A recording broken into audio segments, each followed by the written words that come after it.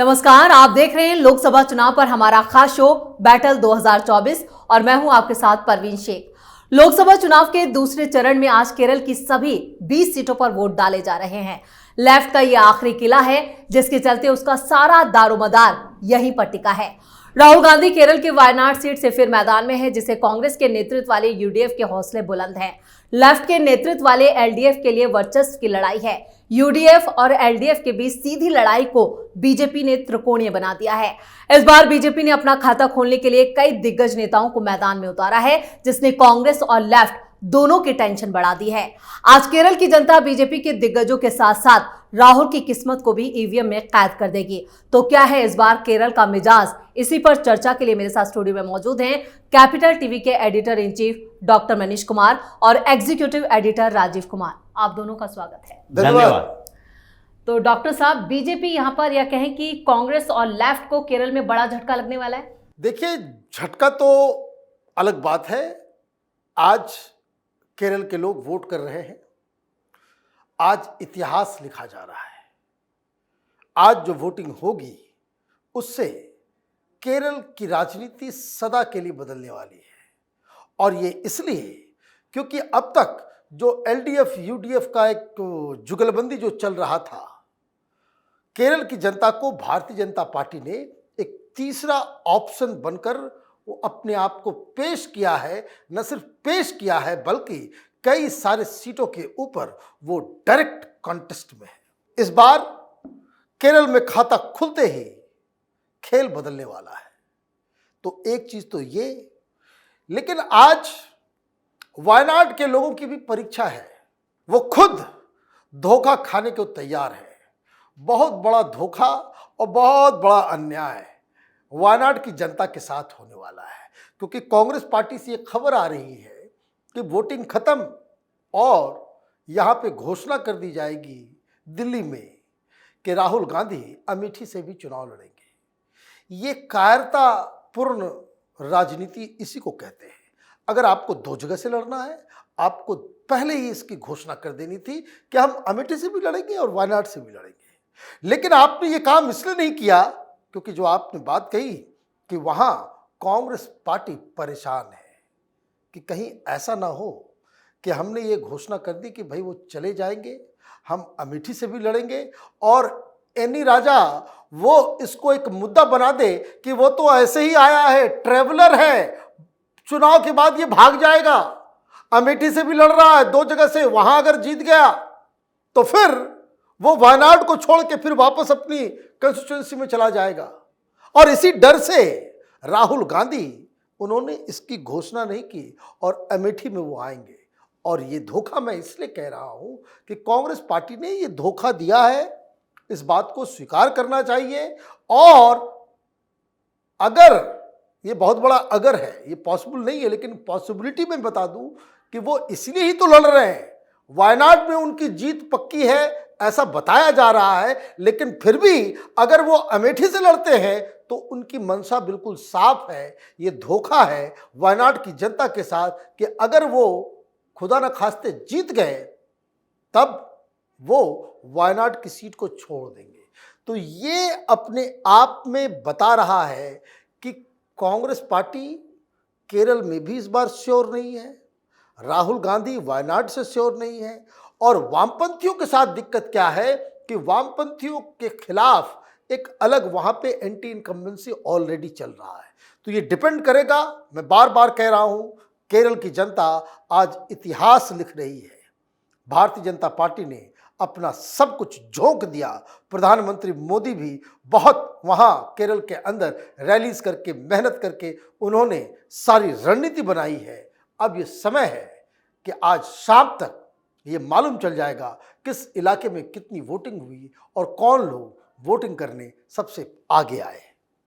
तो केरल में वोटिंग जारी है, लेकिन जिस तरह से 2019 में कांग्रेस ने सबसे ज्यादा सीटें पूरे देश में देखा जाए तो केरल ही एक ऐसा राज्य था जहां सबसे ज्यादा सीटें कांग्रेस को मिली। क्या वो इतिहास या कहें कि वो प्रदर्शन दोहरा पाएगी कांग्रेस? सबसे कम सीटें लाएगी। पिछली बार सबसे ज्यादा सीटें अलग अलग राज्यों के आंकड़ों में देखे तो केरल से कांग्रेस को मिली थी। इस बार सबसे कम सीटें केरल में कांग्रेस को मिलने वाली है। कांग्रेस पूरी तरीके से साफ दिखाई पड़ रही है। बड़े बड़े दिग्गज जो इनके हैं वो भी मैदान छोड़कर भागने वाले हैं तिरुवनंतपुरम से। देखिए, सीधे राजीव चंद्रशेखर चैलेंज कर रहे हैं थरूर को कि अब आप बाहर जाइए, आपकी जगह पर संसद में हम बैठेंगे। ये चैलेंज है और वहां पर स्थितियां देखी जाती है कि कांग्रेस के नेता, कांग्रेस के कार्यकर्ता थरूर के खिलाफ चल रहे हैं। तो फिर ये स्थितियां तो बदली है कांग्रेस के लिए। कोई भी क्षेत्र, यहां तक कि वायनाड जैसी सीट जहां पर मुस्लिम पॉपुलेशन 45 to 50% है, अगर देखा जाए तो वायनाड डिस्ट्रिक्ट में 29% मुसलमान है, लेकिन बगल में कोझिकोड और मल्लापुरम, ये तीनों डिस्ट्रिक्ट जो है उसके कुछ कुछ विधानसभा क्षेत्रों को मिलाकर वायनाड लोकसभा कंस्टिट्यूंसी बनी है, जिसमें मल्लापुरम में 70% मुसलमान, कोझिकोड में 40% मुसलमान। अब इन जगहों पर माना जा रहा है कि 45 to 50% तक मुसलमान वायनाड में है, लेकिन वहां राहुल गांधी आश्वस्त नहीं है कि चुनाव जीत रहे हैं। मुस्लिम लीग परेशान है कि हमारे खिलाफ ही लोग राहुल गांधी के कारण गुस्से में हमारे खिलाफ आ रहे हैं, हमारी बात भी नहीं मान रहे हैं। एनी रजा हर जगह घूम घूम के यही बात कहती है, राहुल गांधी ने धोखा दिया है, आगे भी धोखा ही देगा। हम यहां पर सत्ता में हैं, सरकार हमारी है, हम ज्यादा फायदा पहुंचा सकते हैं, इस झांसे में मत रहना पिछली बार की तरह कि बोल के चला गया कि अब तो तुम प्रधानमंत्री चुन रहे हो, हम तो वहां जाके प्रधानमंत्री बनेंगे यहां का सांसद, और उसके बाद तो वायनाड के लिए सारा पिटारा खुल जाएगा। हुआ कुछ नहीं। अब इस बार एनी रजा मुसलमानों को लुभाने में लगी है और कुछ हद तक कामयाब भी हुई है। इसलिए राहुल गांधी वहां पर ये बोरियां पहुंचा रहे हैं, पैसे से जीतने की कोशिश कर रहे हैं, मुसलमानों के घर पर पैसे भिजवाए जा रहे हैं। मतलब जिस तरीके से केरल में समीकरण बदले, भारतीय जनता पार्टी ने कुछ सीटों पर विशेष टारगेट किया, त्रिशूल, पलक्कड़, तिरुवनंतपुरम, उसके साथ पथनीथिट्टम, और इन सीटों पर विशेष टारगेट के अलावा कुछ सीटों पर वो जहां पर दूसरे तीसरे नंबर पर आने की बात कर रही है। इसीलिए भारतीय जनता पार्टी वहां पर केंद्र में आ गई है। अब जब एलजीबीके सक्सेना केरल गए हुए हैं और कुछ चर्च के पादरियों के साथ मीटिंग है उनकी, कांग्रेस पगलाई हुई है। वो चुनाव आयोग में जाकर ये शिकायत दर्ज कर रही है कि देखिए भाई, दिल्ली के जो एलजी हैं वो केरल दौरे पर आए हैं और वो कुछ चर्च मिशनरियों के साथ बातचीत कर रहे हैं। क्यों? आपने रोक लगा रखी है कि कोई एलजी किसी से बात नहीं कर सकता, कोई समारोह में नहीं जा सकता। ये स्थिति वहां पर है, इसलिए केरल बदल चुका है और ये दोनों आपस में लड़ भिड़ कर निपटने वाले हैं।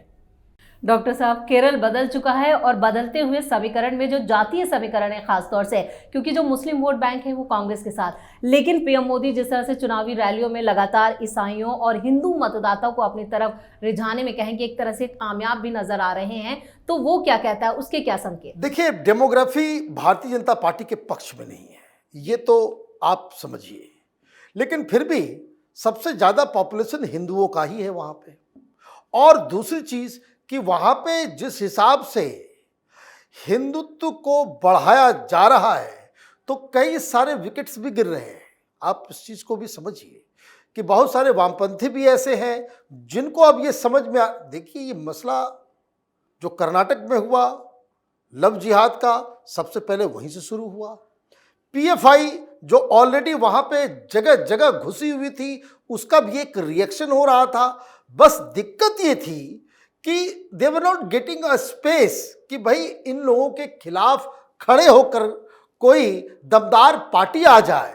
हालांकि इस तरह के एलिमेंट्स का विरोध वामपंथी कर रहे थे, लेकिन जब वो पाते हैं कि ये बिल्कुल लिप सर्विस है, ये दिल्ली में इसके नेता जो है लव जिहाद को मानते ही नहीं है। वहाँ विजन साहब की सरकार वो हाईकोर्ट में कहती कि लव जिहाद है, वहाँ पे वो इस पीएफआई को जो है एक टेररिस्ट ऑर्गेनाइजेशन है। और जब वो देखते हैं कि सीताराम येचुरी यहाँ पीएफआई वालों के साथ मिलकर के शाहीन बाग में तमाशा कर रहे हैं, तो दे फील वेरी चीटेड। और वो इसलिए क्योंकि उनको लगता है कि उनकी बातों को प्रखर रूप से सामने रखना और उनके लिए लड़ने वाला रियल सेंस में कोई नहीं है। और भारतीय जनता पार्टी भी है तो बड़ी कमजोर है, इसके साथ जाने से पता नहीं चुनाव के बाद फिर हमें जो है प्रताड़ित होना पड़े। अंदर अंदर सपोर्ट था इस मुद्दे को लेकर के, और खास करके क्रिश्चियन कम्युनिटी में भी इस बार बदलाव देखा जा रहा है। वीके सक्सेना ऐसे नहीं क्रिश्चियन कम्युनिटी के साथ जाके मिल रहे हैं, ऐसे नहीं करुणाकरण की बेटी जो है वो आ गई है बीजेपी में, ऐसे एक एंटोनी के बेटे नहीं आ गए हैं बीजेपी के अंदर। There is a design. अब दिक्कत ये है कि जो कांग्रेस पार्टी जहां फंस रही है, वामपंथी जहां फंस रहे हैं, कि भारतीय जनता पार्टी अपने आप को, जैसा कि लोग बता रहे हैं कि 4-5 के ऊपर पूरा फोकस है, बाकी जगह सेकंड और थर्ड आने के लिए जो है वो जद्दोजहद है। वोटिंग परसेंटेज का जो टारगेट है वो 20% है, और ये आया नहीं कि आप देखेंगे कि भारतीय जनता पार्टी को एक फोर्स बनने की आवश्यकता है। फिर खुल के केरल के लोग जो है भारतीय जनता पार्टी के साथ जुड़ेंगे। मुद्दा भी है, सेंटिमेंट्स भी है, वहां पे हिंदुत्व का जो है प्रचार प्रसार भी हुआ है, प्रधानमंत्री ने पूरी ताकत भी झोंकी है, लोग भी जुड़े हैं। तो एक राइट कॉम्बिनेशन नजर आ रहा है केरल में भारतीय जनता पार्टी के उदय का, और इस उदय का आज से ही शुरुआत होगा। वोटिंग खत्म होते ही ये मोटा मोटी आपको एक अंदाजा हो जाएगा कि भारतीय जनता पार्टी ने कितना ज्यादा ग्राउंड कवर किया है। 0 से आप ये समझिए कि 1 या 2 सीट्स भी अगर केरल के अंदर आ जाती है, पूरा खेल बदल जाएगा। खेल बदल जाएगा। राजीव जी, यहाँ पर लेफ्ट के लिए ये वर्चस्व की लड़ाई बताई जा रही है, क्योंकि यहाँ पर जो आखिरी किला जो है वो केरल ही बचा है लेफ्ट के पास, और ये कहा जा रहा है कि बीजेपी जो है वो सेंधमारी जो वोट बैंक में होगी, वो लेफ्ट का वोट बैंक है, वो उसमें सेंधमारी करेगी, जिससे लेफ्ट को ही नुकसान होने वाला है। देखिए, ऐसा नहीं कहा जा सकता कि भारतीय जनता पार्टी केवल वामपंथियों के यानी कि एलडीएफ के वोट को अपने साथ कर सकती है। कांग्रेस का वोट पूरी तरह उनके साथ है, क्योंकि जो केरल के क्रिश्चियन कम्युनिटी है वो तो कांग्रेस का वोटर माना जाता था, और जो भारतीय जनता पार्टी की तरफ आ रहे हैं वो तो पूरी तरह से कांग्रेस का वोट बैंक था जो भारतीय जनता पार्टी से जुड़ा है। लेफ्ट पार्टियों की बात अगर करें तो मुसलमान लेफ्ट पार्टियों के साथ भी है, कांग्रेस के साथ भी है। कहीं ऐसा नहीं है, हर लोकसभा क्षेत्र, हर विधानसभा क्षेत्र के अलग अलग समीकरण हैं। कहां पर मुस्लिम किसके साथ जाएंगे ये पूरी तरह से नहीं कहा जा सकता कि पूरे केरल के मुसलमान कांग्रेस के साथ हैं या वामपंथी पार्टियों के साथ हैं। इन दोनों के बीच बटे हुए हैं। लेकिन जहां तक हिंदुओं की बात है, 54% वहां पर हिंदू हैं, 26% मुस्लिम है, 18% क्रिश्चियन है। अब मुस्लिम और क्रिश्चियन के बीच बहुत बड़ा गैप नहीं है, 26% और 18%। और वहां के क्रिश्चियनों ने ही सबसे पहले लव जिहाद की बात की थी। ये हर जगह पर हिंदू है जो लव जिहाद की बात करता है मुसलमानों के लिए, लेकिन वहां पर क्रिश्चियनों ने यह शुरुआत की कि यहां पर क्रिश्चियन लड़कियों को मुस्लिम लड़के टारगेट करते हैं, और लव जिहाद की बात वहां उन लोगों ने उठाई थी। पीएम मोदी से 3 डेलीगेशन मिलने के लिए दिल्ली आया था चर्च मिशनरियों का। लेकिन इस बार ये लोग ऐसा नहीं कह सकते कि 100% कांग्रेस को छोड़कर भारतीय जनता पार्टी के साथ आ गए हैं, लेकिन अलग अलग क्षेत्रों में वहां पर चर्च अलग अलग है। कैथोलिक चर्च है, सीरियन कैथोलिक चर्च है, अलग अलग जो चर्चेज हैं उसका सपोर्ट भारतीय जनता पार्टी के साथ भी है। और हिंदू जो दिग्भ्रमित थे केरल में पॉलिटिकल विंग को लेकर, वहां पर धर्म को लेकर कोई ऐसा नहीं है कि वो कट्टरता उनके अंदर नहीं है। सबसे ज्यादा मंदिर, सबसे खूबसूरत मंदिर, दिन रात पूजा पाठ होना, हर घर के आगे दीपक जलता हुआ शाम के बाद दिखाई पड़ेगा। लेकिन राजनीति को लेकर थोड़ी भ्रम की स्थिति रही है। वो भ्रम की स्थितियां खत्म हो रही है, क्योंकि भारतीय जनता पार्टी वहां पर मजबूती से आई और उन लोगों को लग रहा है दिल्ली से हमें सपोर्ट मिल रहा है, तो हम अब भ्रम छोड़कर विचार स्पष्ट करें और स्पष्ट तरीके से मत दें। इसीलिए भाजपा वहां उभरती हुई दिखाई पड़ रही है। चलिए, ऊंट किस कर पर बैठेगा ये तो चुनाव के नतीजे तय करेंगे, लेकिन केरल पर इस सटीक विश्लेषण के लिए आप दोनों का बहुत बहुत धन्यवाद। धन्यवाद।